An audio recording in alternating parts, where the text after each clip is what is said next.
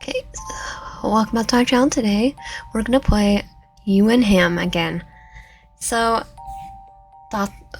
question mark 1:43 a.m. Adam only requires a cheap lock-picking kit brought off Amazon to break into your apartment. A weak defense. Did you really think that would keep him out? It's almost easy to break his steps inside. It's almost too easy. The way he steps inside, pauses next to your coat rack to allow his eyes time to adjust to the darkness. He scans the room, observing the dark shape of your ratty couch and cheap coffee table that spills with fabric.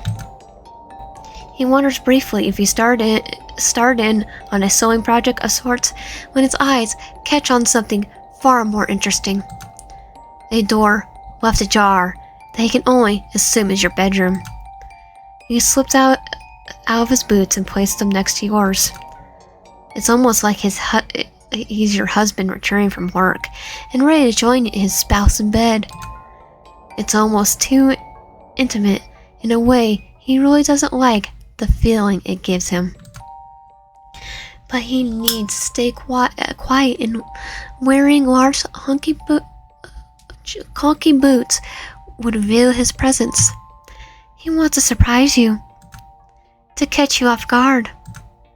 Like you have managed to catch him off guard with the kiss on the highway. He'll never forgive you for it. Only the thrill of the hunt manages to subdue any inappropriate thoughts that might overwhelm him. He doesn't want to feel this way, you know.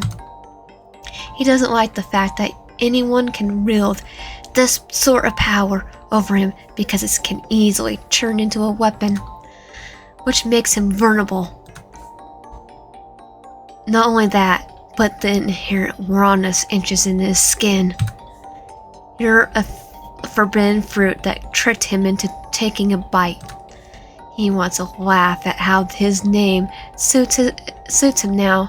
Did his father think he could give into his desires? Did he believe he'll grow up and become just like him? Do what's right. A broken woman whispers from the darkness. Don't go down his path. Her words encourage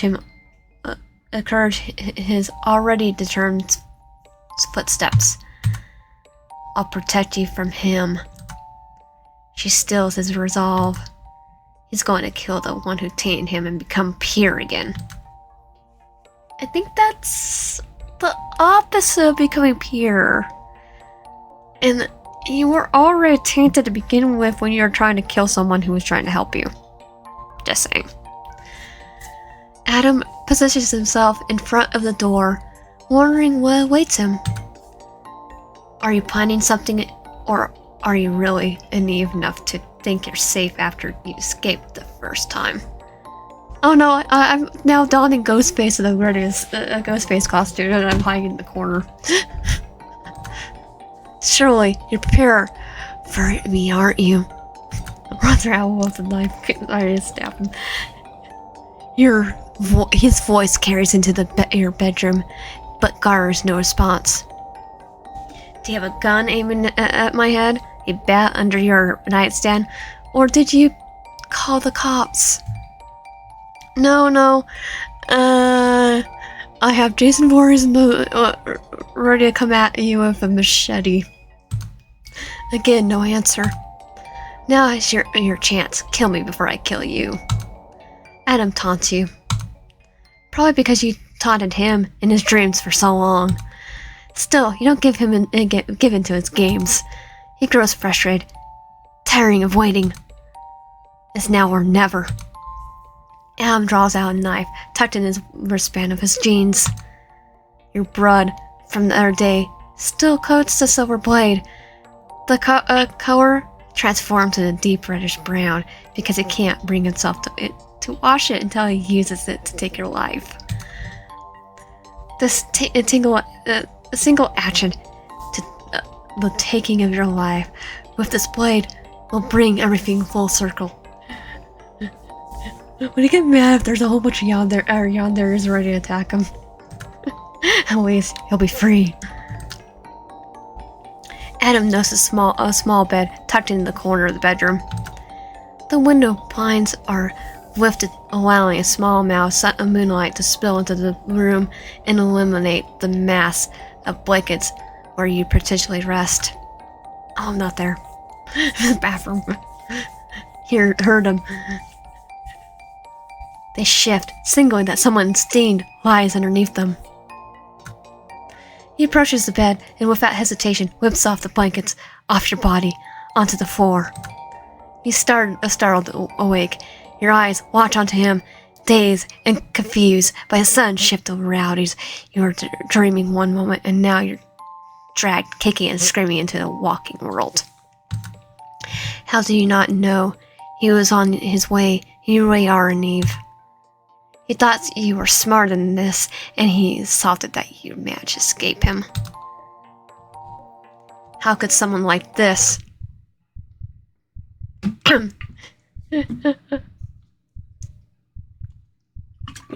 The words escape him when he sees you, skin glowing from the moonlight, caught guard by you yet again. He keeps his eyes on your face, afraid to wander anywhere else. You sit up and allow the remains of the blanket to spill around your waist. Adam jerks back in a start, dropping his knife that clatters to the ground with a metallic clang. Before he can move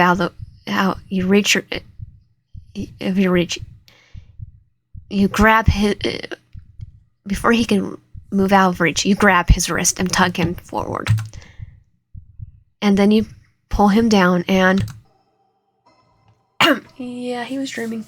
When he managed to pick himself up, he finds himself stuck in the middle of the kitchen, and he's dressed in his old Sunday best.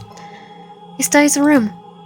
From the aging rose wallpaper and the collection of colorful magnets used to pick up a child's dolling on the fridge, Adam knows exactly where he stands. A soft dripping sound catches his attention. His eyes drift over to the source, onto his left, where a small, square kitchen table with 3 wooden chairs set rest. Each chair is given a hand-stitched cushion to soften the otherwise uncomfortable sitting arrangements. A whistle table of cloth covers the table with the section of scarlet red drops splashed here and there. A yellow piece of parchment rests in the center. A fragmented piece of black lettering bleeds through the paper, as if an author was running out of time and scribbled down what they could. Adam reaches back in horror at the sight of it. Not this. If you put this... Red drips onto the paper from above, and he doesn't dare look up. Its fluorescent of copper floats his senses, and he knows the smell by heart. Normally, you have 5 off the smell. But this... His legs give out, and he digs into the palms, into his eyes, so hard he stares into the darkness. He couldn't look up. He fears to see a second time. Someone hums next to his ear. He flinches away, still refusing to drop his hands. But the person persists. You don't want to face me? But he refuses to answer. The humming switches his other ear, and then he stands, and the singer asks a second question. Can't you even look to see how deeply you hurt me? Clawed fingers try dragging his hands away from his eyes.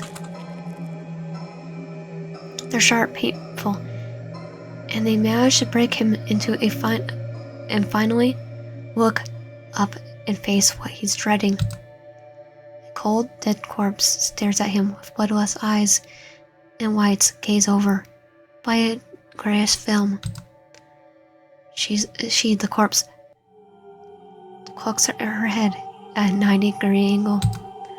The movement causes her clump wet hair to trickle down Adam's face.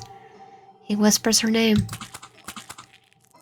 The single action enrages her,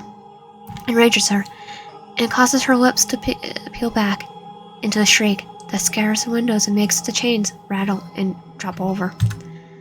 Don't call me that. Don't ever call me that again. You betrayed me. You promised me. I'm sorry. I'm sorry. I'm so sorry. I didn't mean it. Look at what he did to me. What they did to me. Look. The tears stem down Anne's cheeks and she jerks his face closer to her bruised ones. Purple and yellow spots dabble in the base of her jaw and trails down the slope of her neck, disappearing under the collar of the gray dressing gown she wears. I'm sorry. He dragged his feet into the woman by her hands and clapped around his throat. She's tying her grip and he remains limp, knowing this is the punishment he deserves for betraying her like this. For betraying his promise and her memory. I'm so... She snaps his neck with a snicking twist. Current day. Door Hotel, 5:01 a.m. Adam catapults himself out of the nightmare. Adam catapults out of his nightmare, trembling as his eyes dart around the room. The shadows are his demons awaiting to devour him. They hide behind the TV screen, under the bed, in his closet. He can't escape them no matter how hard he tries. Crap. It's just a dream. He needs to calm down. Adam tries, thinking about his hunts. The thrill of carving into flesh, the ripping through the bone and skin, and watching the pathetic wife fades by his hands. And then the corpse face flashes behind his eyelids, and he can't calm down. Then you appear. A deep, seething anger rises through him. He grabs a hold of it. Anger is better than fear. So he directs all this tension towards you. Whatever this feeling is, it's all your fault. The weird sexual fantasies don't go away until you're gone and move from his life. He needs to get you. Now. But there's only one problem. After Adam got back to his hotel, he called Saffron and informed him of the situation. Saffron is typical fashion took the ordeal in stride and offered to keep an eye out for you. He spent hours outside your apartment waiting to see if your car would show up. It never did. You. Park Bend, Arizona, 8 a.m. A bloody mess of gauze and medical tape you bought at the nearest convenience store clogged up the bathroom trash can, covered by some pregnancy tests and sanitary napkins. Dark smudges circle your eye from the lack of proper sleep. A wolf fact that your aunt would curl her lip at, wondering why you can't get your act together. As always a sport woman, that one. She taken the guns herself. Maybe you would be off worrying about your next online show and figuring out how to earn a bigger tip rather than avoiding your house like it's infested with cockroaches. Yeah, I could have gone like YouTube videos, yeah. But make a single cockroach with a knife. You stare at yourself in the bathroom mirror, finding exhaustion, tooth and nail, gripping at the edges of the sink, and remains uptight. Right. A feat in of itself. You shudder. Well taken care of for the time being. Likely requires stitches instead of medical equivalent of flex tape. But who can afford medical insurance in this day and age? Yeah, especially in the States. I'm just saying. Not you, that too. Damn it all, to hell. After circling a park bed for an hour and a half, weighing your options between returning home or sleeping in your car, you decide on the latter to be a safe bet. You wouldn't want to risk it for a biscuit by returning at home, considering there's a possibility item might know where your address. The attack itself could have been one of off instance for a 30 serial killer helping on getting some sort of action. If I go to my house, he would have a bullet with his name on it, and it won't be me that shot him. But if that's the case, what did he take it? Why did he take a picture for? Maybe you're overthinking this. After all, he could be saving them for himself as a sort of memento of the occasion. You can't be sure. Hi. Maybe it would be better if... No. Splash yourself with water and strain a questionable color in order to pick yourself up. Chin up. Chest puffed. That's what your best friend, Jay, used to say before he moved out of state to pursue his dream in the medical field. You plan on taking his advice and heat it to heart until you exit the bathroom and meet the gaze of a kid who stares at you with wide-set eyes. He's in the middle of picking his nose and wiping at his mirror sleeve. He never breaks eye contact. Upon seeing your grossed-out expression, he cackles like a hyena. Yep, he's gonna grow up to become a serial killer. You bet Adam did the same thing at that age. You put your money on it, even. The doorbell jingles as you step out of the air-conditioned gas station and onto the curb. A sudden wave of vertigo hits, and you finally lose your ongoing battle with gravity. An arm slips out and catches you. Soft green eyes meet yours, paired with a gentleman's smile. Is this one of the other guys? Are you alright? My dear, you look a little ill.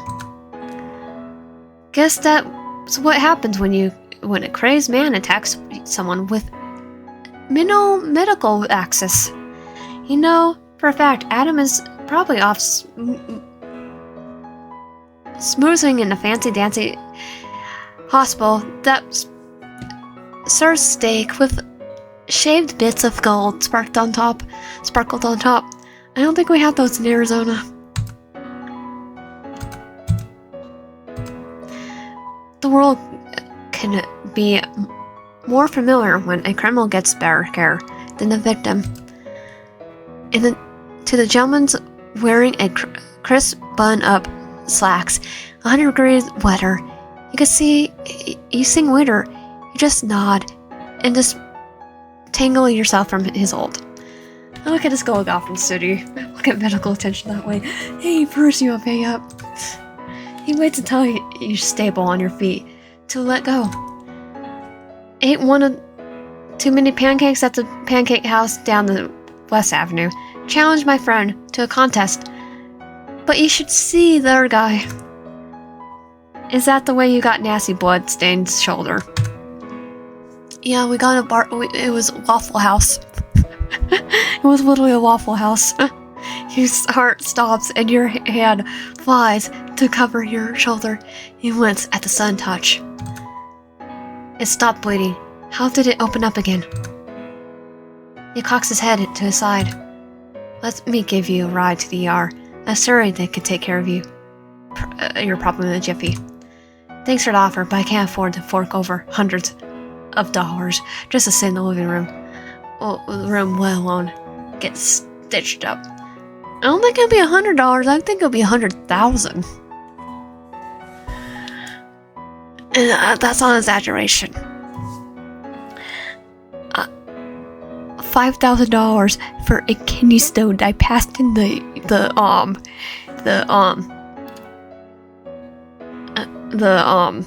pee sample. Too much TMI, but yeah, $5,000. And I passed it before they even really saw me. You appreciate the concern, and you manage on your own. And the fact that I knew that I had a kidney stone, and I'm just like, I have a kidney stone. Are you sure you're gonna test? Oh, yeah, I'll see. How about this instead? I'm friends with a great doctor who runs a small and affordable urgent care center. He even offers payment plans. Oh, he just stitches me up for free. I'll take you there, and I promise I'll get your bill halved. What do you think? How about if he just stitches me up real quick? Damn, that's a tempting offer. I'll just do the Sam Dean thing and stitch myself. But no, one question lingers in your mind. Now, if your friend lived near you, then he could stitch you up. What is it for you? He just his cuffed links on his button-up. All I ask is for you to entertain a conversation. On the drive over, you provoked me, and I consider it an equal exchange. So what about it? I don't trust him. He hasn't sold yet. He might be part of his friends, so nope. Hell to the no. Last time you let your guard down, you got stabbed. Made out with an unformidable stabby butthole and managed to escape by the skin of your teeth. You just take the name of the doctor and go. You just take the name of the doctor and go. I'm good, thanks. I appreciate the offer, though. The man nods and digs into his front pocket of his suit before extending his 2 business cards to you. The first belongs to the urgent care center. The second you assume belongs to him. Conclusion and Industries. Talent manager. Saffron Abershire talent manager. Right, you've seen guys like this before, claiming they hold your ticket to fame, only to con you out of your rent money. You try to handle his business card back, but he holds up his hands, which are peppered with splotches of blood, probably from catching you earlier. The man, or rather Saffron, gives you a smile. Feel free to call me in case you run into any trouble. Gotcha. Well, thanks again. I appreciate the help by any means. You listen out for footsteps as you make your way towards your car. Nothing. And when you glance over your shoulder, he's on his phone, instantly texting someone, or checking his social media, or whatever. I think that's the guy he was talking about, right? Then became paranoid. Almost embarrassed, you climb into the driver's side of your car and start buckling your seatbelt, wondering why you made such a mental fuss about everything. Yep. But when you glance back, you find Saffron staring right at you. He's licking the specks of blood on his thumb with a bone-chilling smile. Yep. Oh, not again. You start to think your aunt had the right idea with keeping at least one gun on hand. Too many creeps swarming around Arizona is late. Him. Dawn Hotel, 8 a.m. Adam scrubs a towel over his face, washing back the purple strands of hair, plaster on his forehead. His body dripped with sweat. His legs arch after walking the equivalent of 3 miles on the hotel gym treadmill. But at least he was not thinking about you. Until he was thinking about you. He wipes out his phone and checks his messages, desperate for something else to occupy his thoughts, but Saffron hasn't given an update in hours. Adam's mouth pulls into a tight line and wondering what's taking so long. Where the hell are you hiding? Don't you know he has connections everywhere? Eyes everywhere? You should have just given up already. There's nowhere safe for you to run. You're his now. I think I would rather deal with Peter. In fact, you need to learn sooner than later. Blowing out a disgruntled breath of air, Adam folds himself into a plush recliner stationed in front of a wide TV screen. Never cared much for the extravagant things, despite people always offering them left and right. He was taught to never want them, to never accept anything beyond his means, something he holds on to this day. On screen, a new outlet discusses the devastation of his fans are facing after Cake's latest concert got cancelled due to an unfortunate energy Adam received while hiking. Not to tell you a lie, technically he was hitchhiking, and his latest target became more than he bargained for. A tidbit the general public will never know or learn of if he has anything to say about it. I posted it all online. What?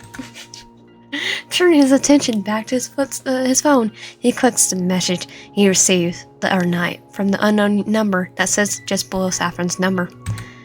The one that tells him who to kill and where. Wait, what? I'm a target of something? Your name is listed amongst your place of residency, as well as... What is he, like a hitman? Your job application. Oh, great. Adam slaws thickly. He never realized they actually provide a link to your profile. He fingers hovers over it, his heart beating a mile a minute. Who put Hail Me? And why is a boy band doing the hits? He never sang one from these. He never sang one on these websites before, though he heard people mention it in passing. Quite a few people even tried to start a petition for him to join, to which he declined and publicly stated his discomfort. Adam's nerve shown off anything more than his naked torso. They were typically for photo shoots. Beef the belt is, and always has been, out of question. His eyes dart back to your name, and before he could stop himself, he clicks on the link. He brought immediately to your page, which offers a little bio that describes who you are and the specifics of what you offer. Yours doesn't give much away, other than the fact that you do scantily clad cosplays and where you find your socials. I don't do cosplays. Walking with a digital kiddo one. That's not what I call it. 1,000 people follow your account. In fact, for some reason, gets under his skin and eats away at him. He pushes away the feeling, trying to investigate with a clear mind rather than letting what he discovers feed any emotion. But still, a new feeling bubbling in his chest, coloring his world in black and white to a new array of hues and newfound vibrancy, and impossible to ignore. They burn like holes in his chest, and he sees the reins listed on the top of the page. And there's a lot of them, all 5-star reviews, all salivating over the custom services you gave them, all interested in the lies beneath those clothes of yours. What do I have? OnlyFans? You aren't even bothered by the fact. Maybe you even like it. God damn you. Wouldn't that go against your beliefs to say that? Without thinking, and too absorbed in his thoughts, he scrolls down until he lands on your videos. He almost snaps his phone in half. The video he landed on is a little preview of what the contest contained, which is lying in your bed modeling a very revealing cosplay that leaves little to the imagination. It's liking you're mocking him with your eyes, taunting him and his newfound hunger by beckoning him forward, similar to how you did in his dreams. He squirms in his seat as you lick your lips. Yeah, that definitely wouldn't be me. His eyes, he still tastes you. The memory of your shared kiss on the abandoned highway burned into his memory. The fact that he knows what you taste like drives him crazy, like nothing else has before. His pants, despite the fact that they're jogging pants, got a little more uncomfortable. Adam puts away the phone and almost slammed down onto the nightstand. He feels so perverted and disgusted with himself. Why did he do that just now? He should have looked. Because now he wants to scroll through your feeds until he sees every inch of you, so he can devour you with his eyes and commit every detail to memory. Even the forbearing voice that runs away from his path is drowning out by the groaning of his ears and blood thumping between them. Adam grips his the armrest in the chair and tightens his nails. Because he's afraid he'd move an inch is going to reach his phone again with a single one of those videos and it tries once. A text. Adam risks picking up his phone.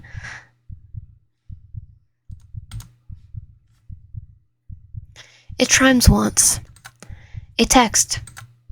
Adam risks picking up his phone, only looking at the notification on the lock screen. Saffron's name pops up. The preview message is just 2 simple words. Found them. You. Park Bend, Arizona, 11:15 a.m. You arrive at an old, run-down trailer park, pulling onto a dirt drive that leads to a section of mobile homes clustered together, as if gathering for a congregation. Wooden slates meant to serve as fencing offer a piss-poor attempt to separate them and provide them some form of privacy for local residents. A few people clutter in the middle of the road, ignoring you while you force it to navigate around them. You almost take out a portion of their formidable fence, which gars a visceral reaction from one of the men standing in the road. He shouts profanities after you and whacks the bumper of your car with a steel-toed boot before you drive away. A cute little welcome back to the neighborhood present, all in the form of a new dent. How lucky. You just can't wait to beg your aunt to stay. White knuckles gripping the steering wheel as you found the rocky road, right up until you come across a double-wide trailer, painted tan, with a slightly darkened trim. Dion is freshly trimmed. There's a lovely cactus guard growing, and that's not your stop.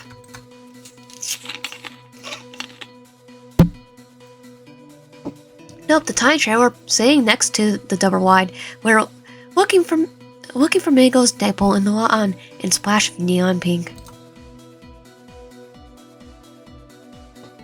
Your new possible home. This teeny tiny trailer, not a double wide. Again, you're so lucky. You really should start playing the lottery. Putting your car into park, right next to the potted plants that burrowed and brown and withered. You step out and notice one of the vines shifting as though someone bent to peer out of it, only to quickly pull away. You head for the front door, actively annoying the middle step of the porch, which remains unfixed after it caved in 2 years back. You raise your hand to knock, but it opens before you can. A hand reaches out from the darkness and latches onto your wrist, causing memories of Adam doing the exact same thing, transforming back into the rush of panic and fear. He can't. Before you can open your mouth to even scream, the hand yanks you inside and there clamps over your lips as the door clicks it shut. Your pulse pivots into fear as you try to struggle out of your captor's hold. Go limp. And allow your body to slump, catching your assailants off guard. They stumble as your body weight pulls them forward, and you manage to twist and spin out of their grasp. They manage to catch themselves mid-fall. You sprint in the darkness, recognize the silhouette. Feminine and definitely not Adam. The voice is distinctly female. Aunt Ruth. What the blank was that for? What was the blank of pulling me into the darkness and putting your hand in my mouth? I could have done worse and go limp. I could have bit you. But it's your your aunt, alright. I thought you were someone else. Who else would I be? No one else lives here, you stupid brat. And why did you do that to me? She turns, and you hear the deadbolt walk into place, followed by a rapid succession of 4 more clicks coming soon after. When did she get all these extra locks? There was only one the last time you checked. Aunt Shh. Spittle flies from her lips as she splashes you in your mouth, clamps shut, with responding snap of your teeth. He watches her aunt, presses her ear against the door, clawing her breath, breathing like she's afraid someone will overhear. There's only 2 possible reasons for this. Either the problematic neighbors are drawing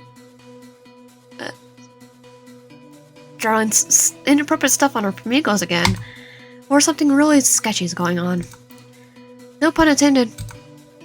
Aunt Ruth finally pulls away from the door, and she breathes a dramatic sigh of relief, full on pressing a hand over her chest and thanking God, as if you're not staying there, witnessing the whole debacle. Before you can comment on her erratic behavior, your aunt turns to you with her arms crossed over her chest, clunking her tongue.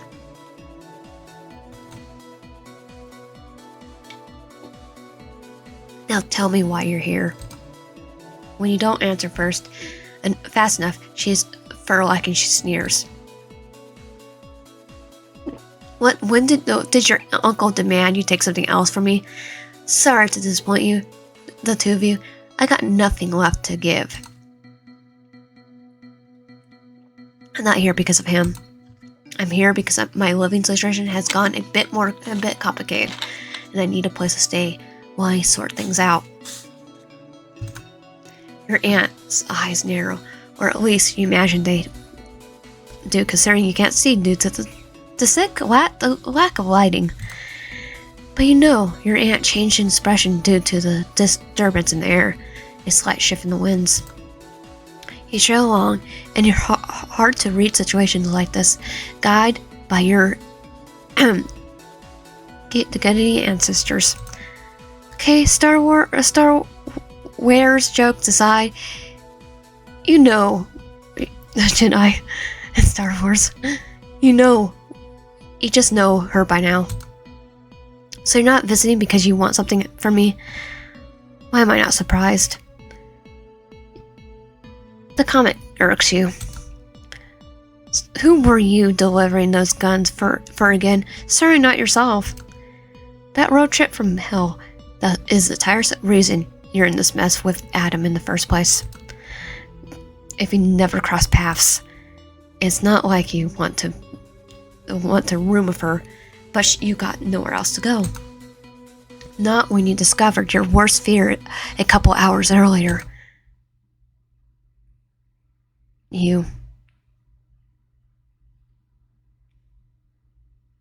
Park Bend, Arizona, 9:15 a.m., aka 2 hours earlier. After repairing your shoulder and taking a quick power nap in the front seat of your car, you found yourself sandwiched between booths at Briar's Bar and Grill, nursing a glass of water with an empty plate in front of you. You were drawn in by warm smells and advertisements of cheap food. Searching your car for pocket change, you managed to scourge up just enough in order to get something decent and moderately filling. The way your jaw unhinged when you dug into the meal kind of scared the waiter off. He hasn't asked to refill your glass. Every time you glance over at him, he just looks a little pale, opting to converse with our patrons instead. Not that you mind, as long as you're allowed to later. While you came up with a plan, you don't mind the lack of service. Besides, after running into Adam and Saffron, you conversed with the normal people proves difficult. You struggle a bit before which is why your inner circle of friends remain few and far between. And now everyone is potential threat. In order to survive, you need to approach things carefully. This includes interacting with strangers. What you need is a friend or family member you can trust. Someone who can help you while you try to decide if you're going to keep your apartment or skip town. A temporary place of refuge. You make a mental list of potential prospects, crossing out to those who live out of state or those whom you lost contact with, eliminating almost everyone in your process. All except for one. Aunt Ruth comes to mind due to her sheer proximity and availability rather than the level of trust you share with her. And she's your best bet. Still, you can return home and put this tired thing behind you thanks to the possibility of Adam losing interest.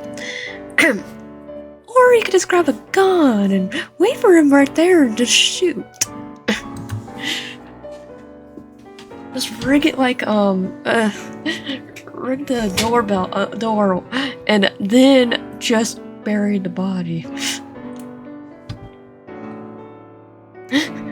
All joking aside, just shoot.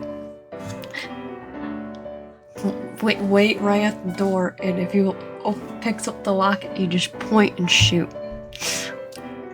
Before he thought you were maybe he thought you were an easy target, and you weren't. So maybe a drunken shout draws your attention towards the front of the bar, where the older gentleman waves a busted TV remote in the air. Batteries, get me batteries. I'm gonna miss the big game because of the stupid summary bullcrap. His words slurred together in a tangled mess. When the bartender ignores him, the man leans across the counter and tries yanking at the man's pants. The bartender rolls his eyes and cleans a glass with a white dish towel and simply steps away. We've been over this, Jamie. Please don't make me call the police on you again. The drunk man, or Jamie, as the bartender calls him, slumps back in his seat and grumbles as his as he chunks the remote onto the bar. He folds his arm over his chest like a spoiled child who'd just gotten told he couldn't have a dessert before dinner. Your eyes glide up to the TV to see what channel the TV's stuck on when your entire body goes rigid. Adam.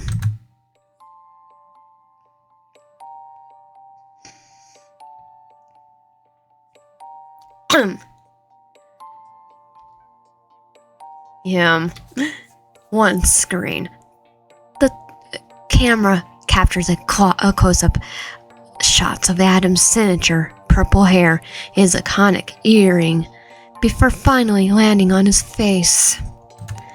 He beams at the camera with a Zack smile he wore moments before he punched the knife into your shoulder. A wolf in sheep's clothing. He really knows how to blend in, huh? Well, he's probably a sociopath. His nails dig into the meat of your thighs, wishing you could expose his true identity when the camera switches over to the interviewer, who already wears a smile of her own. She introduces herself as Lawrence D. Tevno and excludes practice confidence that you can only develop after years of working with A-list celebrities. Today, we're here with Adam Gauden, composer and lead vocalist of Cake. She turns to him and straightens a slack of laminated cards on her knee. Now, Adam, I heard about the accident and want to make sure you can handle doing this interview. Don't worry about rescheduling and just be honest with me. How are you feeling? Your stomach plummets at the moment of the mention of an accident. Yeah, accident. An interview from today? Sure enough, the slight bulge underneath his shirt, right above his hip bone. Quarter-cut evidence he made his way off the highway with scars to prove it.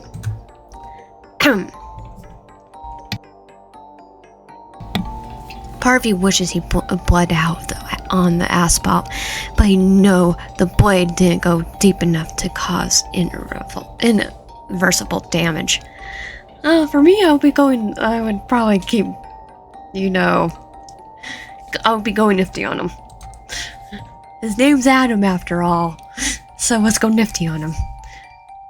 You meant to maim, not kill, unlike a certain someone. No, I'm going. I've been literally told by someone who was told by a police officer, you go for the kill. It's literally meant to save your butt. It's called self-defense. Especially when they attack you with the knife, you have the damage. You can literally. It's what I call self-defense. And now here, that certain someone is continuing on with his life while you're watering at a 18 and up bar out of fear. 18 and up? I'm pretty sure if they're serving alcohol, it has to be 21 or up. Especially in your Arizona, because or the United States in general, the drinking age is 21 and up. What complete and utter bullcrap. I'm great, Lawrence. Happy to be here. My energy was pretty shallow, and we're just taking extra precautions to ensure my recovery goes smoothly. I'll be up and running again in no time at all. He turns towards camera, you tense and reflex, as if he's looking straight at you with sharp, introspective eyes. The smile he gives off camera comes slow and mocking.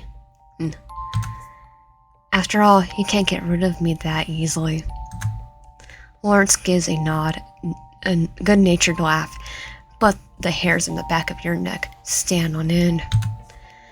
To anyone else, the man determined to get back on his feet, but you know the comment was meant for you. It's his small way of saying he's not letting you go. Not by a long shot.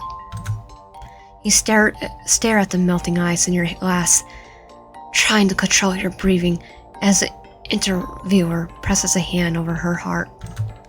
I think I could speak for most of us when I say we're happy to hear that you have such a wonderful support system taking care of you.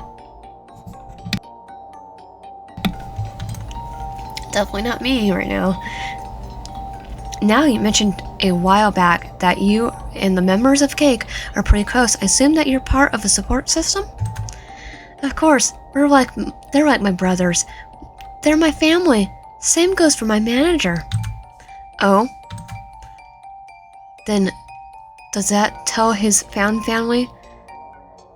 Then does he tell his found family about his cute hobby of dispelling people? Do they go on brotherly bonding expeditions to laugh in the faces of their victims? Man, there's a bit one weird boy band. Are all the members of Cake just as messed up as their leader? Or better question yet, are they all looking for you, the lamb who managed to escape the slaughter? Panic rises in your throat. Yeah, I should shot him with the gun. You pinch the bridge of your nose, close your eyes, and breathe deep as you hear the soft coos of the audience. Or did I already get the gun to the uncle? I'll ran him over with the car. You can't let him get the best of you. You'll get through this. And besides, what are the odds of the rest of his hand members? His band members. It's his hand. But band members know and participate in what he does.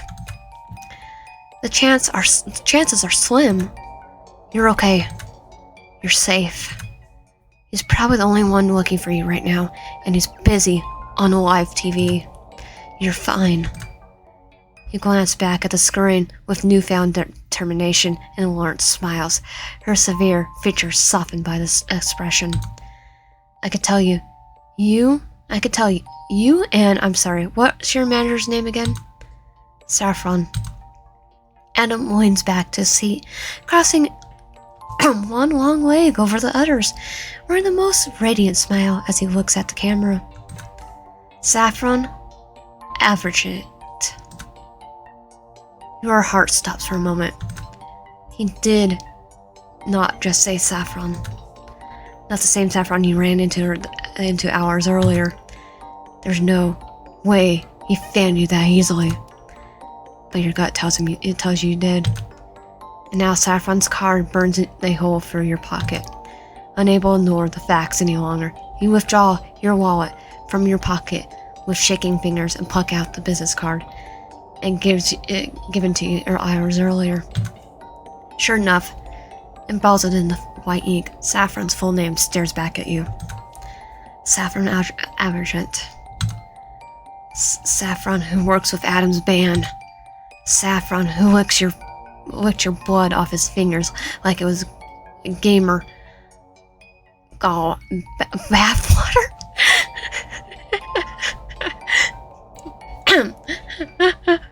I think I know where this joke is for. Not me. I mean, I'm prefacing, not me. The same man who ran into you at the gas station, well, it is only a 10 minutes drive from here. That's Saffron. He knows that what your car looks like and the license plate numbers. He saw you again. He watched as you drove away. He thought it was odd he didn't follow you. You were prepared for that because you thought he was just another creep. But now, You stand up sharply and almost knock your table over as you frankly scramble out of the booth.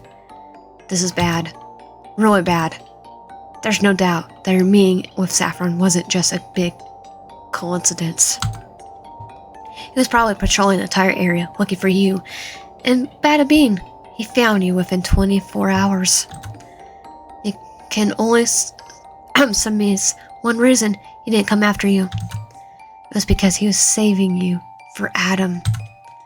And once Adam finds out what area you're hidden yourself in, he's going to come for you. And not in the sexy kind of come eater.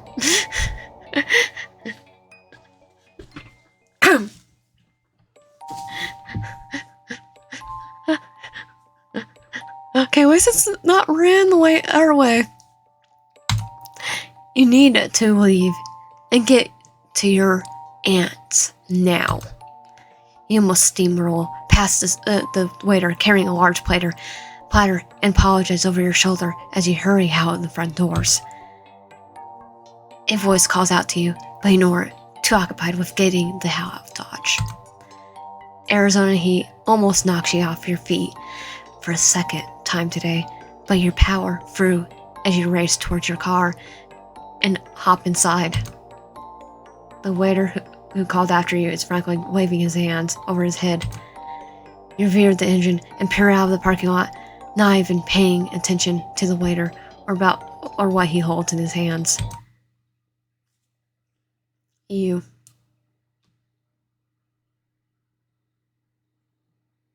Current time. Park Bend, Arizona. Go home. I'm not here to run a charity case. Aunt Ruth's harsh words snap you out of your flashback. They clipped, leaving zero room for debate as she rifles through a nearby cupboard. There's a bunch of liquor inside, vodka, rum, moonshine even. A good portion of them are half drained, and your aunt scratches her head, murmuring to herself. When she knows you watching, she slams the cupboard shut. Go on, leave. I already told you you're not welcome here. Now get. From the rest of her jaw to the outward jet of her hip, you can tell she's pulling 2 seconds from going off. She's a stubborn woman, with stubborn grit and a nasty attitude to boot. But if there's one thing you know about her, it's her weakness for free manual labor. The entire reason she claimed to have married your uncle was because he took over the housework and paid the bills. A bona fide user, but you need to barter with her for a safe place to stay. Your eyes drift towards the sink, clustered from gleaming dishes and cupboards filled with sour milk. The tower like a fragile stack of clouds ready to blow. You pick up a fork with a drained flecks of something on the tines and wave it around. I'll take care of any and all chores if you let me stay. Her lips twist like she just stuck out a moldy lemon. And her jaw loosens and her intentional stubbornness recedes. And groceries runs. Done and done. She hesitates, but clearly it's just for the show because she wants you to think she's doing you the world's biggest favor. Then, fine, but if you slack off, I'll boot your butt out because where little old back where little old Raverman sleeps. Raven's a cactus. She's talking about a cactus. Won't be a problem. Aunt Ruth glances at her cabinet filled with devil's juice, a codename she and her uncle called their liquor, in front of you when you were a kid. When you asked for some as a tender age of 9, your uncle gave you a normal juice instead and tinkled it with some red food coloring. When your aunt threw it a fit after she found out and gave you the last cup. Her temper tantrum lasts for 4 days. Yeah, an adult woman rampaging about juice. There's a reason your uncle was your favorite relative despite not being blood related to you. Aunt Ruth opens the cupboard once more. While she's busy, you replace your fork with a sharp knife and hide it in your pants despite the fact that it's dirty. Better to be prepared if you're going out again. Then make yourself useful and get me a carton of orange juice for my vodka and free scratcher tickets, $5 ones. She rotates her purse and hands you 2 crumpled $20 bills. If there's anything left over, get some paper plates. You got it. You're about to reach for the door, but quick as a whip, she already is ahead of you, unlatching all of the locks. You don't even have time to think as you are ushered outside and tossed onto the porch. The door slams shut as you followed by locks and snapping into place. You look at the money in your hands and reach out for your back pocket where your wallet should be. Only it's not there. You search your car next, underneath your seats, in the center of the console, as well as the glove apartment box. Not there either. When you remember the waiter calling out after you, trying to draw your attention, now you understand why. You left your wallet at the bar. Crap. Him. Park at Bend, Arizona. Adam enters Briar's bar and grill with a slumped shoulder and the roar of a man who just lost everything. He pulls his baseball cap down to shield his eyes and takes a seat at the bar before waving the bartender over. What can I get you? Oh, is that the same bartender? Why didn't I get to see it slow yet? Adam makes sure his voice crackles a little around the edges as he answers. Bourbon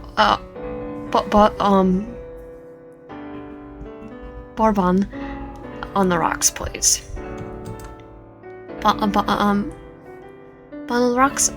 He lets out a pathetic sneer as the bartender pulls out a glass.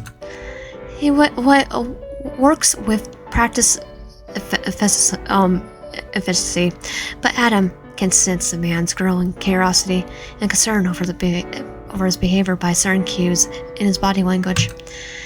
Like the way the bartender chills out his lip as if he's debating and answering if Adam was alright.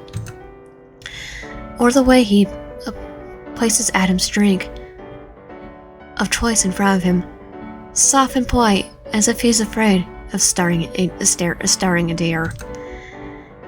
He's a natural empath, and one that can easily be exploited for information. Perfect. Is there ever anything else I can get you? Adam slowly shakes his head. No, I'm fine. Thank you, though. He keeps his voice soft and quiet as he rubs away the condensation of the lips of the glass. He forces himself to keep a straight face as a man shifts from foot to foot. It's almost too easy. Then, as predicted, "Hey, are you okay, man?"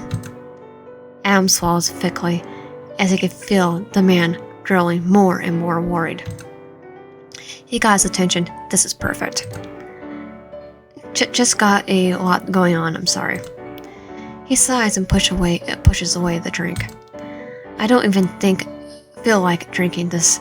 I'm just a mess right now.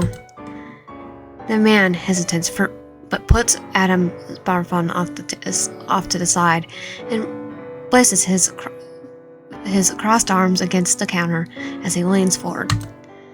Adam scrabbles a hand down his face as he hides a smirk. He really should try out for acting one of these days. He's too good at it. After he finds you and slits your pretty little throat, he'll bring up the side to Saffron. Oh, I'm gonna grab a gun from the store. Knowing Saffron, his desires for the band to reach grander heights, he's almost certain he'll agree. But first things first, he needs to weasel some information out of this guy. Can we talk about it? You could talk about it if you want. I'll listen. Adam shakes his head, face still covered. It's too hard not to laugh. It's hard not to laugh. Why are these people so easy? He clears his throat of laughter. Although the bartender will think otherwise. I don't want to bother you. I already done enough today. No, it's okay. That's not what the bartenders are here for ya. He's so sweet and sincere, Adam could puke. But instead, Adam just lowers his hand and lets out a deep, shriveling breath. It's silly, but I got into this fight with my significant other. It started off as a light argument. They were frustrated over something I said, and I responded negatively because I didn't think it was that bad. Adam sniffles again. Then it sprouted out from there, and they ran out of the house. I spent hours looking for them, but I don't know where they ran off to, and they won't answer their phones. I'm scared they got hurt. The bartender grows solemn. Well, maybe I can keep an eye out and tell them you were looking for them. What do they look like? Adam wipes out his phone and shows him a picture of you. I'm not a sympathetic under.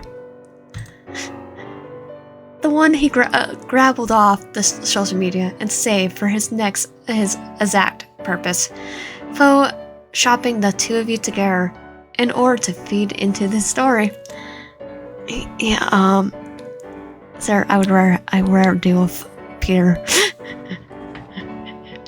Peter's kidnapped me. And I chose the romantic route, so I'm safe. The bartender takes Adam's phone and scratches the back of his head. Oh yeah, actually they were here a couple of hours ago. Adam perks up. Really? And they're okay? They're not hurt? The man gives Adam his phone back. No, they seem perfectly jittery and left their wallet behind. He pats the back of his pocket for emphasis. I picked it up and tried calling after them, but they seemed like they were in a hurry. I'm keeping it on hand in case they come back looking for it.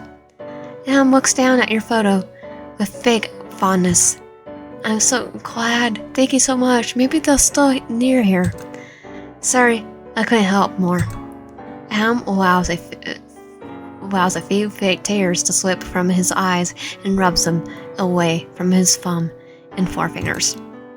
As if on cue, the bartender rounds the counter and smooths Adam with a comforting pat on the back. Don't give him my wallet. A warm, comforting presence to some, but to Adam it's annoying. Pathetic. Still, he's given him the perfect opportunity, and what kind of man would Adam be if he didn't take it?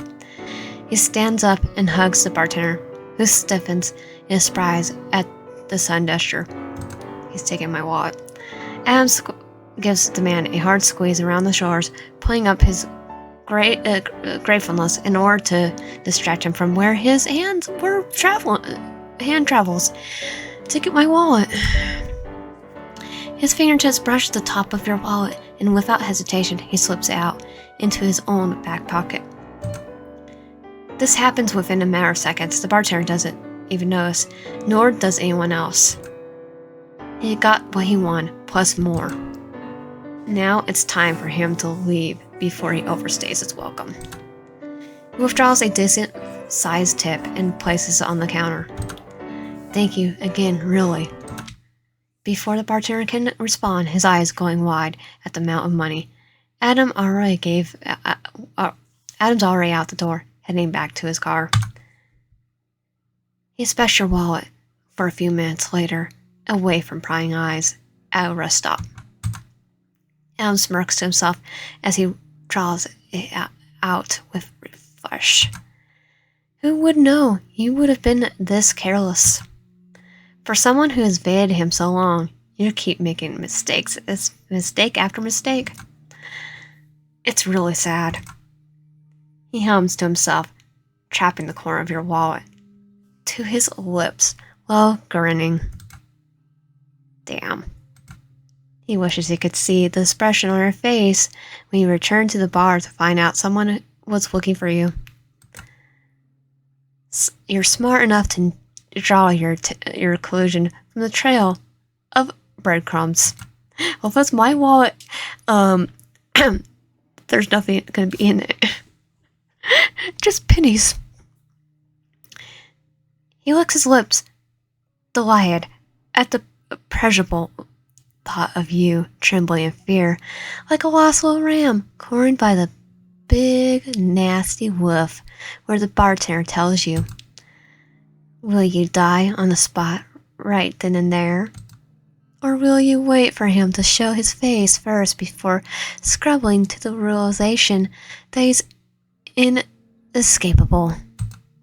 He hopes it's the latter. Adam can't wait to chance to finally break you. But he needs to find you in order to do so.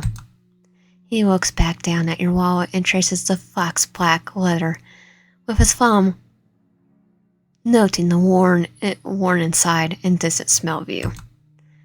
It's almost too much, the way you flood his senses with your cloggly sweet scent.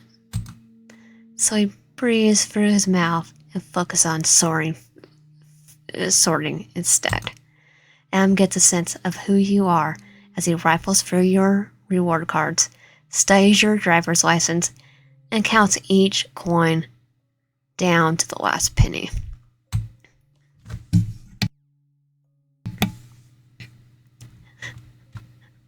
I could just take my mom's license there. I'll be fine.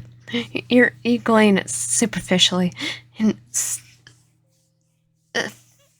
facts about you, things too easy to spot even without your wallet, and put them inside for a rainy day. Next are your crumbled up receipts. He scratches for them, the range from small purchases to much larger grocery runs. None of them are relevant.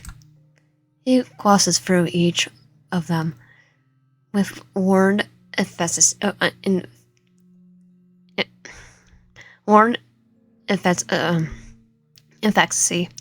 until he lands on the last one. They're all my car. It's all my car. It belongs to a gas station that's quite out of the way from your residential area. The date is from yesterday, early in the morning, and quite a few hours before you pulled over to help him, thinking he was a hitchhiker. He doesn't know why you drove down that desert highway. He doesn't need to ask why people did the things they did before he killed them, because they never escaped. Not until you. But these are the most important questions because they possibly accuse to where you're hiding. For what reason did you go into the outskirts of Park Bend? Why do you do so before making what he assumed was a long trip? He searches our receipts for possible answers, but there is none. Adam leans back in his seat, pondering over the loose theories, and none of which are merit. Then he hits him. You were visiting someone. Maybe a friend or a relative or a lover. It doesn't matter why you visited them, but it's a possibility that you did. As well as a possibility that you're hiding out in their place could lead him back to you. It would explain the lack of receipts. And there's no other reason for you to visit. Any groceries would sit in the blistering hot car for hours, and he doubts you could visit a restaurant. No, you visited someone. But who? That's a question he can't solve on his own, not without help. He flips for his phone and calls Saffron. I need you to do something for me. You.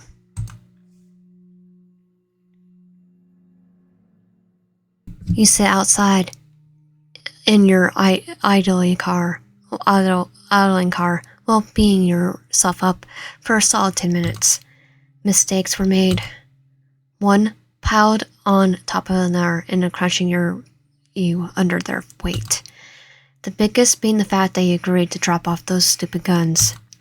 You should have played sick or let your phone drift to the voicemail because your family calls is never anything good. You want to bang your head against the dashboard until you pass out. Of course, you left your wallet because of course everything that can go wrong will. You're so tired of the games, of hiding, panicking, not knowing what to do. Adam should be the one who's afraid, not you. Not even when he's the one who has everything left to lose while you have nothing. But he's after your life, and while it's shitty at times, you're kind of attached to it. Going out of your way for a grocery run shouldn't be so bad if you could just order future stuff online. But losing your license and debit card means you have nothing to wait. Means you have to wait. And the last time you tried replacing your debit card, it got lost in the mail and you were forced to wait 2 extra weeks. And the delivery service sucks here. So more than likely, it's gonna happen a second time around. Which leaves you with 2 options. Either you go back to the bar, risk running into Mr. Relentless, but minimizing the need to go outside as frequently, or hope the delivery guy doesn't fail you and risk going out to get groceries for the next few weeks.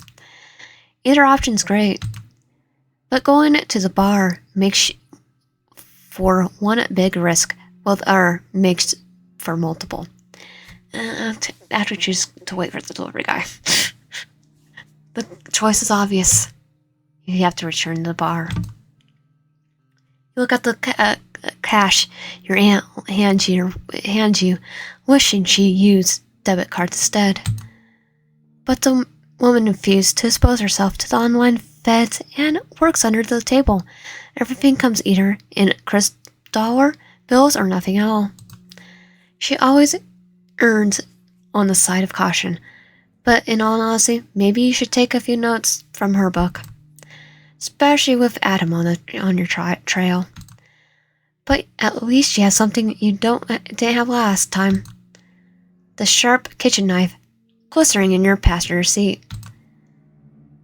Sure, it's grimy, but at least you could defend yourself rather than being defenseless. You mentally prepare yourself on the drive over. There's no telling you how to use it. There's no telling you if you're going to use it. The ant roof. Parked in Arizona. Ruth stands beside her bed, looking down at the old photograph from before she got married. The one where she was in front of her old church the day before her high school graduation. Here she's younger, prettier, hopeful for the future. A sharp contrast to the woman reflected in the glass, her eyes tired from battling nightmares and skin wrinkled from age. How would her younger self feel seeing her now? Probably ashamed and disgusted. She knows herself well enough to see that much. Back in those days, everything was sorted into neat little boxes, and everything that stood outside of it was a menace to society.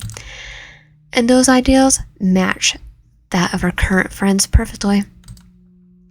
So much so that her mother used to tease the six of them about being a hive mind. She's also the one who took this photo, catching Ruth and her friends mid-laughter with their matching cotton dresses and alternating teals and pinks. How many years has it been since then? She lost count. It's hard to keep track of months and days and years when they blend together in a monotonous heap. Her ex-husband was the reason she was able to keep track of time. And now he's gone, taking all of her precious guns with him. Did he know the real reason why she slept with a knife under her pillow and a revolver in her nightstand? Did he take them out of spite? Or was he really that thick-headed?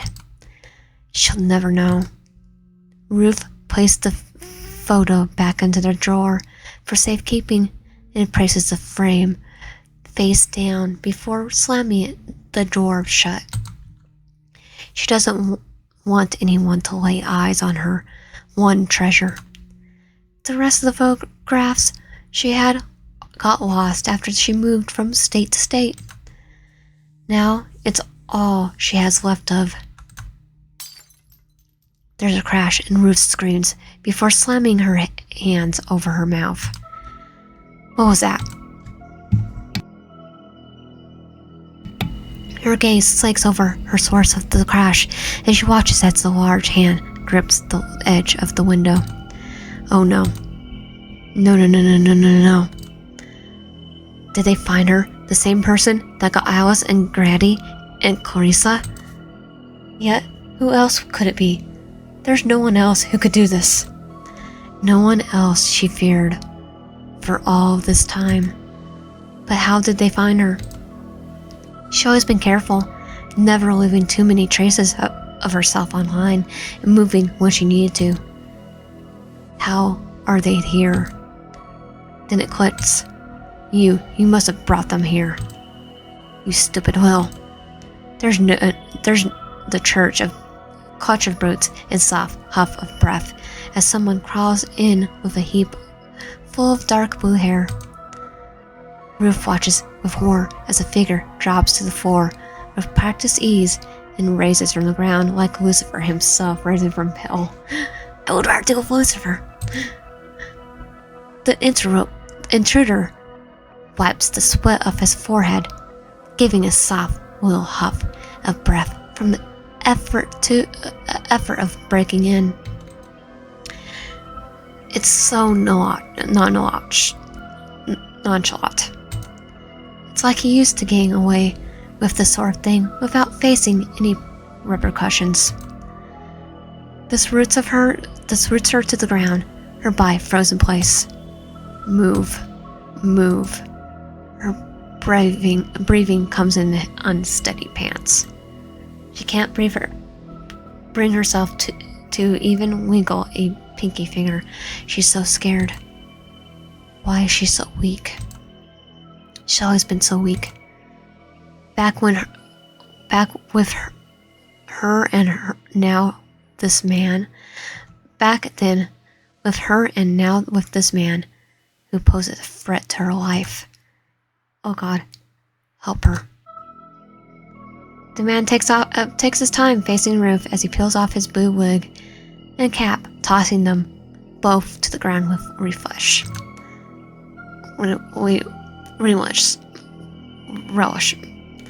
He groans as he raises his head, messaging the scalp underneath a tangled mess of purple hair. He cross earrings glitter in the light, catching Ruth's full attention. Wait a moment. Why does he have that? She knows that earring, but she hasn't seen it since the unfortunate news about Clarissa came out back when it wasn't an earring. In fact, it was a pendant that belonged to the necklace, a gift she gave to Clarissa for her birthday so many years ago. So where did he get it? Ah, now, that's much better. The man groans and Ruth stiffens as a melancholic nature of his voice is almost eerie. How similar he sounds, just more masculine version of her. In those eyes. Ruth's hands fly over her mouth as she tries to cover her shock. You're... No, not who I'm looking for. His boots crunch over the broken glass as he covers the distance between them. She shrinks back. Please don't hurt me. The intruder slowly lifts his arm so she can see the hilt of the blade tucked in his side. He smirks at the way she shrinks back, revealing the effort he has on her. He's sick. Twisted, Ruth backs up against the nightstand. Her fingertips drift towards the handle of the drawer as she works on inching it outward. What do you want from me? Do you see I have nothing to give? I beg to differ. I'm not the begging sort. His eyes wander over to where she's inching the drawer open. What do you have in there? I don't. She yanks the door open. Her fingers brush metal before Adam yanks her hand away from her by the wrist. Ruth shrinks as he towers over her. Ah. You're not supposed to play with guns. They're dangerous, you know. He says, flickering his hand towards the revolver. And you shouldn't absolutely want to hurt me, would you? Ruth's bond lip trembles. She can't bring herself to answer. The intruder rolls his eyes before they land on the picture hidden in her nightstand. Oh, what's this? He tries to grab her treasure, and Ruth's brain regains connectivity, grabbing his arm before he can. Don't touch that. There's vim in her voice, surprising both her and the intruder. The man accidentally cracks an annoyed smile. Ah, I see the family resemblance now. Turns out you got a bit of piss and vinegar in you as well. And honestly, it's really annoying. He rips Ruth's hand off his arm, sending her trembling onto her bed. Before she can make another attempt to stop him, the man picks up the group photo with a definite smirk. Ruth knows where he spots her because his entire body goes rigid, his eyes snapping wide open like blinds on a window. His mouth a single word. And just like that, Ruth's suspicions are confirmed. She never knew what happened to him. She didn't even recognize him at first because he'd grown so much and changed everything about himself. But now, I'm sure you don't remember me, Adam, but I... Adam's face goes stone cold. Heat in the room drops 20 degrees, chilling Ruth to the bone. He grips the frame so hard, and the wood cracks from the pressure. Well, isn't this interesting? He looks down at her. The hatred in his eyes is absolute. If he didn't want to kill her before, she's almost certain he does now. There's no reason he wouldn't at this point. They both know what she's done, the grief she caused, that all of them caused, and now her karma has returned tenfold. She's going to die. And she knows it. Ruth scrambles backward to the bed before she hits the wall as he withdraws his knife. I'm so sorry. I'm so sorry. Adam cocks his head and grips the hilt, white-knuckled. No, you aren't. Ruth screams as the steel descends on her, causing a few lazy crows resting on her back lawn to go shooting up towards the graying skies. You. Monsoon season sure picks up one hell of a time to pop off.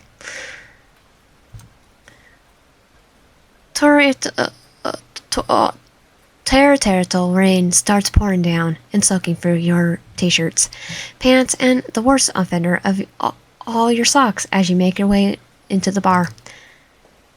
Your stomach growls at the fresh, warm scent of food, and you crave both something to eat and fresh change of clothes.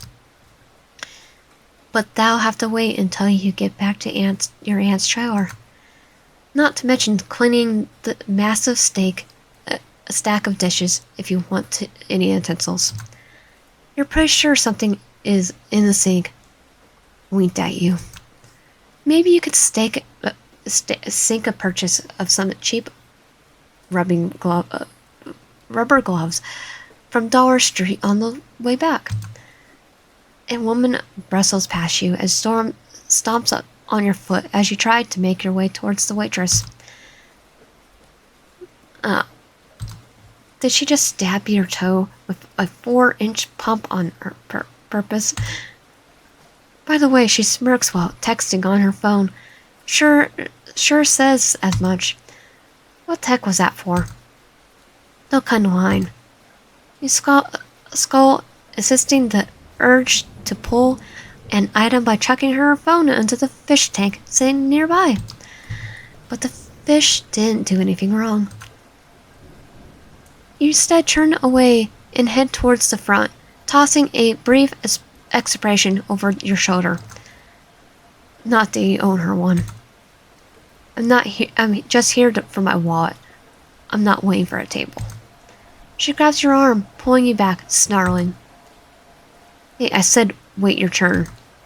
Your action reminds you of him, and something inside you snaps under your weight of it.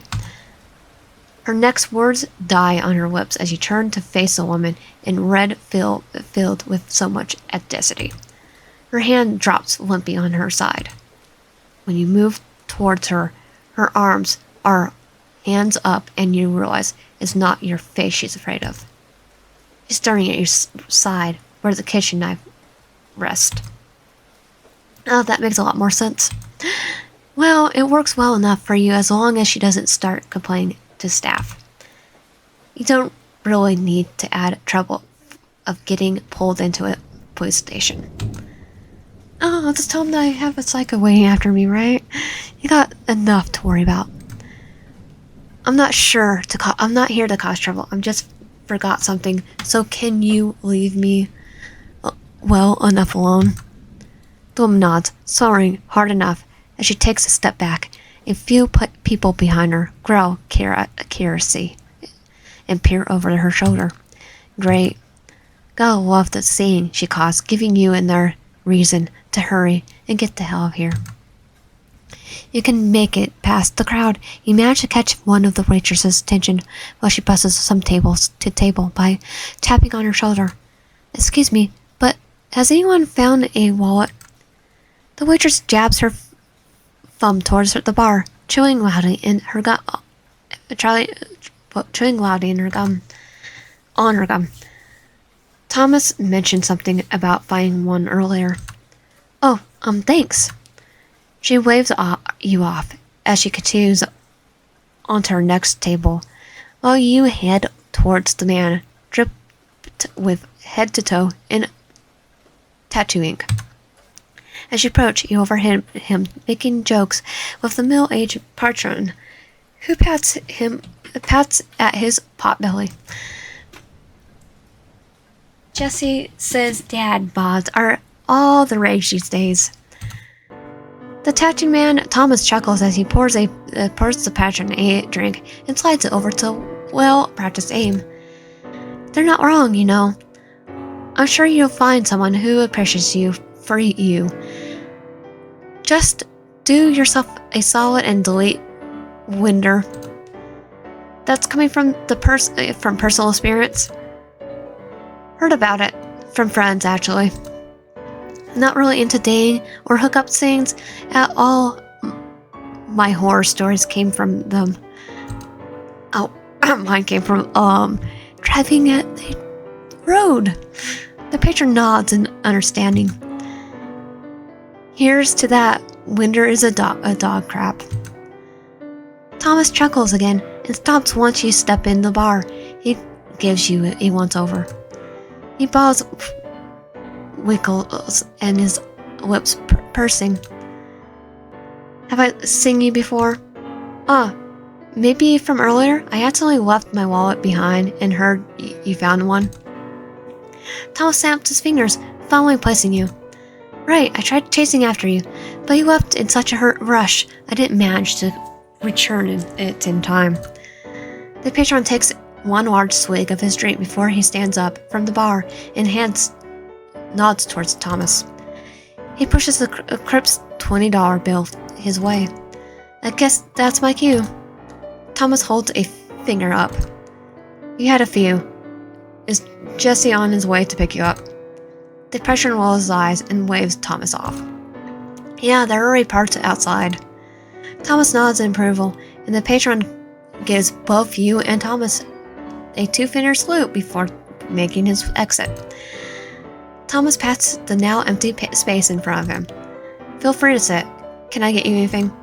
No, that's okay. I just came to get my wallet. Don't want to chat with old Roy. I'm a bit offended. Thomas says he's not the least bit offended. You like him almost immediately.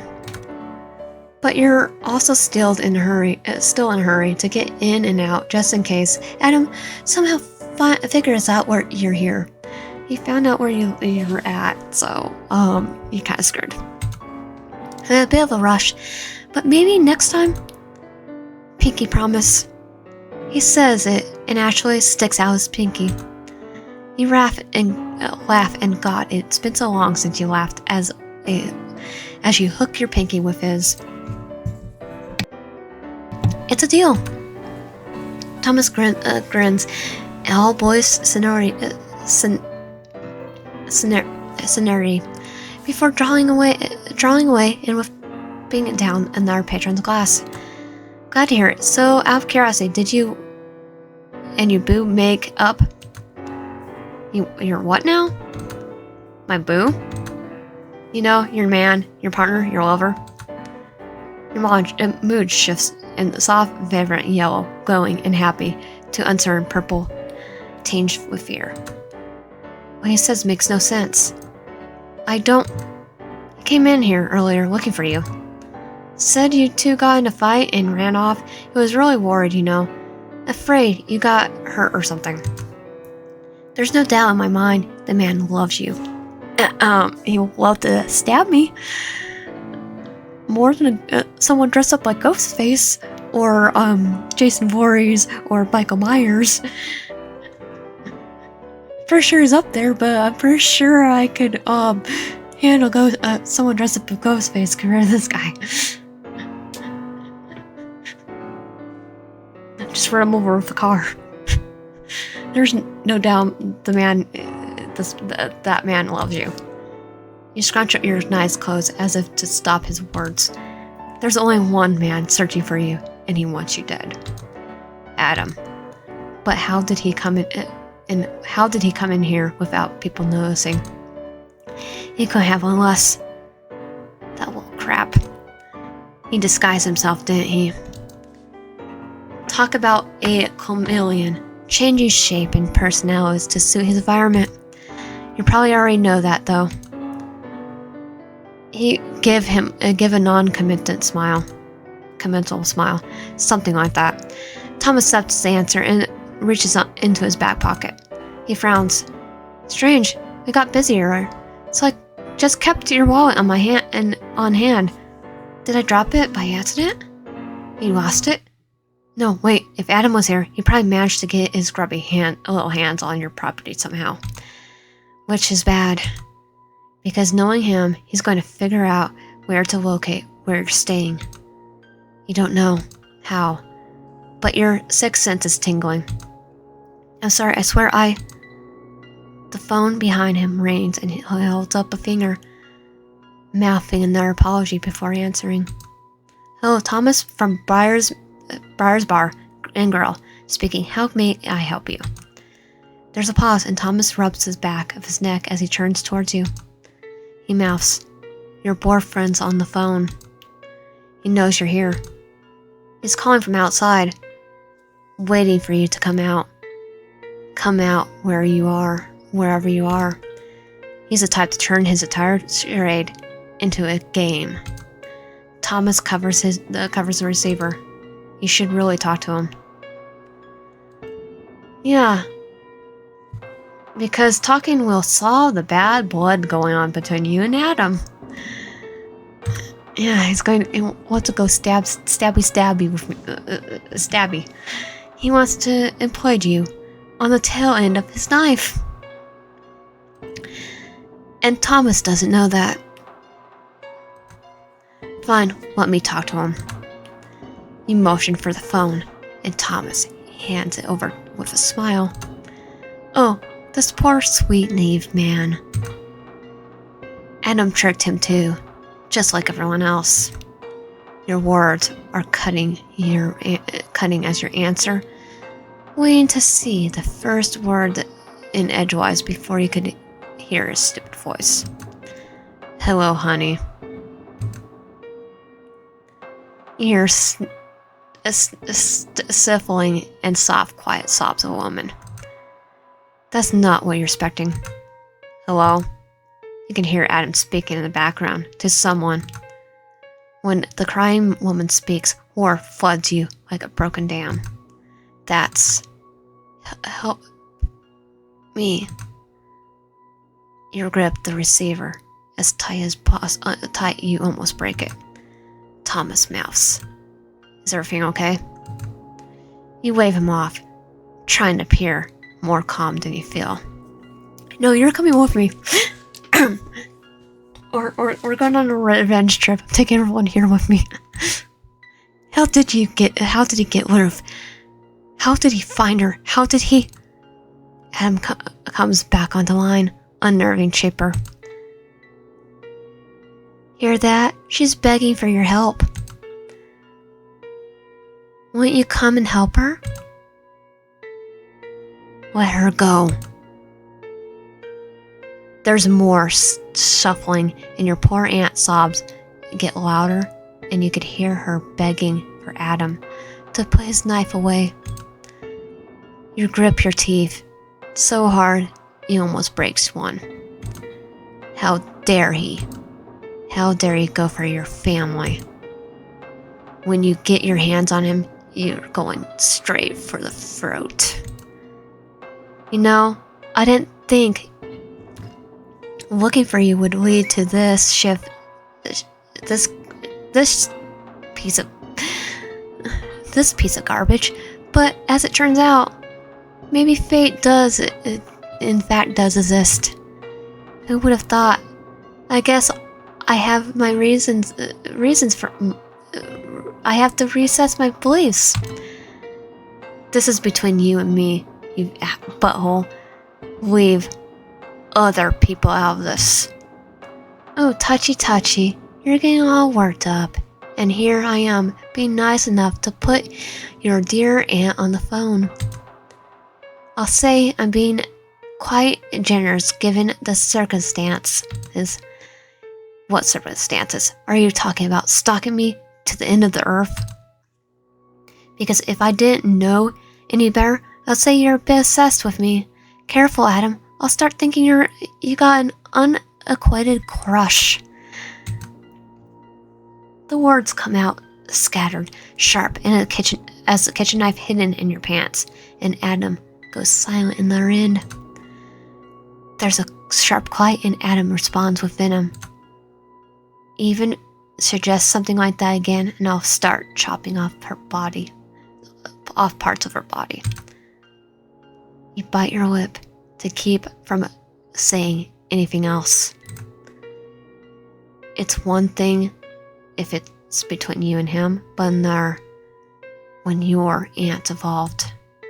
She may not be your favorite person, but you still don't want to see her hurt. What do you want from me, Adam? You know what I want. You hate him. God, you hate him. You wish the stray bolt of thunder would blast him out of this existence and isekai his sorry butt into a world of pain and suffering. He may attack on Tyrant or he gets eaten by a Tyrant.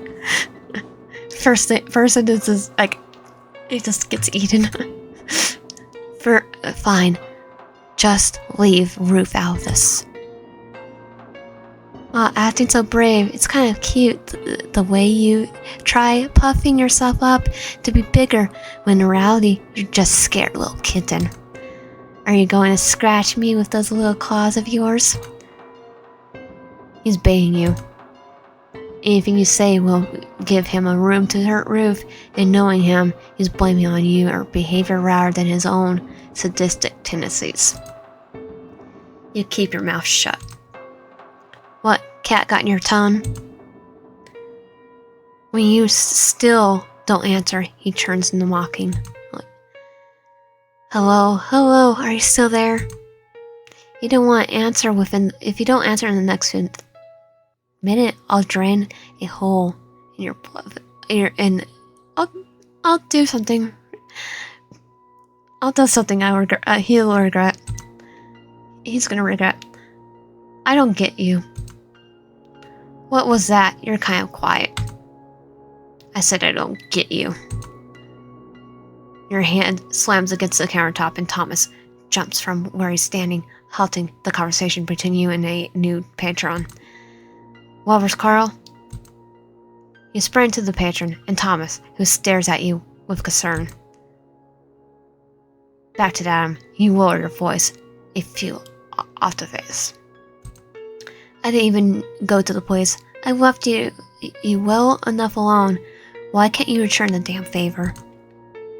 Because you're a stain in the world, just like the aunt of yours. What do you even know about me? I've done nothing to you.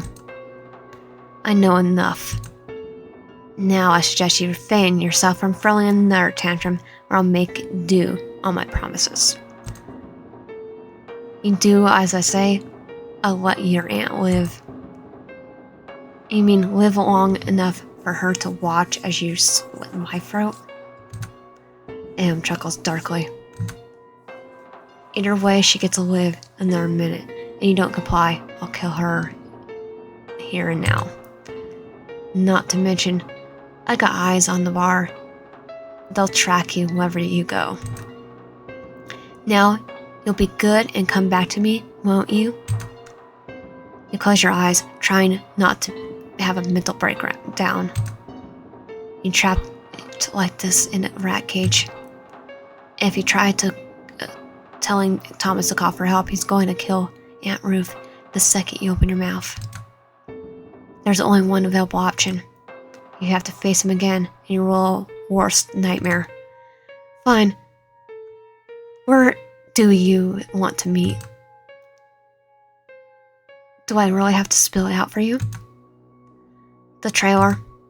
Adam gives a slow clap, a sarcastic dip in his voice, his tone. Congratulations, you put two and two together. Now hurry up, or she's paid the consequences. Your aunt screams and the line goes dead, with you standing in place, trying to keep from hurling the tang of bile in the back of your throat, before both strong and acidic. Your thoughts spiral out of control in a vicious tornado, tearing through common sense and destroying your sanity by the minute. Adam resorts into using your family as a bargaining chip in order to get what he wants. He's got Aunt Ruth. And it's all your fault. It doesn't matter how you feel about her. It's your fight, and now she's dragged into the middle of the sick and twisted game Adam is playing. You couldn't forgive yourself if she died because of you. Well, she'll die actually because of her own actions, apparently. You have to save her. You have to. As a hand touches your shoulder, you jump in like you were shot with a live wire. You look around to find Thomas staring at you with a growing concern. Everything okay? You seem agitated. Yeah. I just got head home. We got some stuff to sort out. You know, couple stuff and all that. You can hear the timor in your voice, but Thomas doesn't seem to notice. He just nods sagely. I wish you the best of luck. Fights with loved ones are hard, but they turn out okay, no matter the end result. He gives you a shoulder, a reassuring squeeze, as if to emphasize his point. Yeah, thanks for the help and advice. You hope he's right, because things are going to get dicey in the next half an hour, and you really don't know if you're going to make it out of this alive. Outside, you find a storm amplified to tenfold. The breeze picking up and flies through the air. Trees bend and almost break at the force of the winds. The weather matches how you feel right now in the sprint across the parking lot to your car. To your left, you see headlights and small rear truck blasting your car with their windshield wipers pulled back and forth.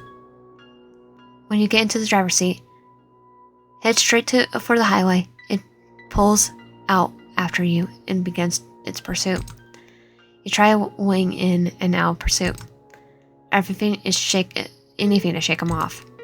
But no matter how hard you try, they always remain in tail length behind. It's not until the midway point that they start tailgating you. You assume this is what Adam meant when he said he has eyes on the bar. Whoever's in the car is his informant. The damn stalker. Did he really call Adam as soon as he showed up? You're betting they did. How else would Adam know to call there? He knew what you were doing to do before you did it. He's playing a game of chess, and now he's getting closer to winning the nasty game of his thanks to his helper. Your eyes go back to the reefer truck. And as soon as you stop, you peer into the rear mirror to see if you could sneak a peek at the driver. You catch a flash of the familiar white hair, as if sensing your eyes on him, and his formant waves. Saffron. Those two buttholes.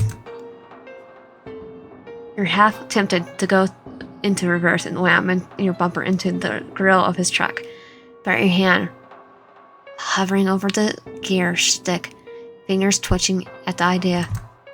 No, you can't. You let your hand weigh and force it back into the steering wheel. If anything goes down, he'll tell Adam, and then your aunt's blood will be on your hands. And you need to stay compliant, because if now there's more than one life at stake here, yours and hers. You need to play things carefully. It's your best shot to make it out of this alive and without bringing any more harm to your family. You take a deep shuddering breath. Stay calm, stay collected, and try to stay safe. The rest of the drive feels long and torturous as you force down your headache thoughts. Storm looms in the skies while one tugs at your car, and your heart thumps well over the speed limit. When you finally reach the trailer park, everyone's lights are off, either asleep or out drinking. You pull in front of your aunt's mobile home and step out as a reefer truck stops behind you. They keep their lights on, rumming your way to the walk up the steps. You hesitate before knocking. There's a pause. Your breath almost seems as loud as the rain. What waits you behind the door? What have you come to find? When there's no response, for over a minute you almost consider knocking again. Then the locks start clicking. Click. He's there. Click. Where will you run? Click. He's going to kill you this time. Click. Death is here. Your time is up. You test the doorknob as soon as you hear the last click. Inside, the lights are off. Glass clutches under the sole of your shoes. With each step, you could feel you're suffocating. He's here. He's here in the same room, waiting, watching. You could feel his presence in the dark, working like a monster, sizing up its prey. Why isn't he saying or doing anything? Usually, he can shut up. You can't shut up because he loves hearing himself talk so much. At least from how he presented himself on the highway so long ago. Not so long ago, actually. You swallow the lump in your throat and dare to speak. I've done what you asked. I'm here. I'm the one you want. Now let my aunt go. You wait.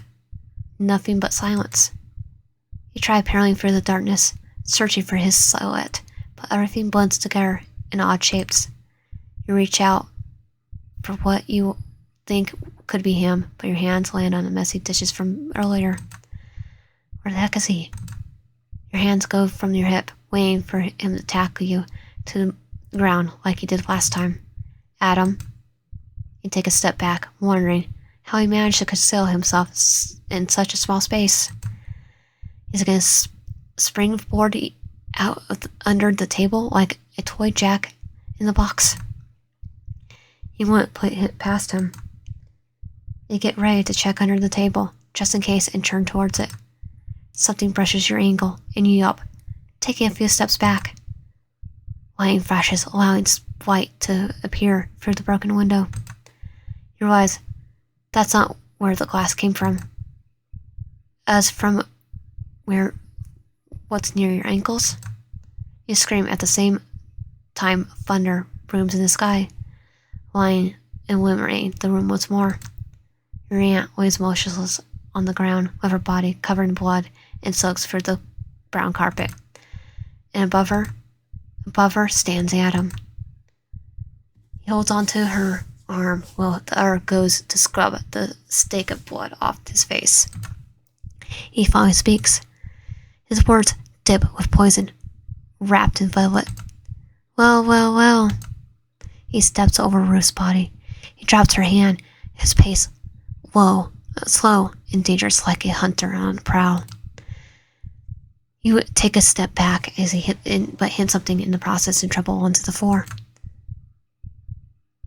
You stand up as Adam whined frame in horror as he traced a hand for the curved edge of his knife. He then bends down to your level and tips your chin with the point of the blade. His forever cruel smile returns as he continues. It looks like I finally found you. My exclusive little pest.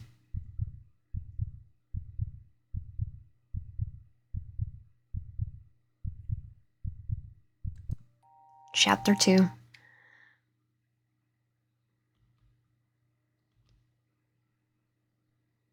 I'm just going to end it here for today. If you like my content, please subscribe, like the video, help out, and comment below. And I'll see you guys next time. Hopefully, we can do Chapter 2 sometime in the near future. I don't know yet.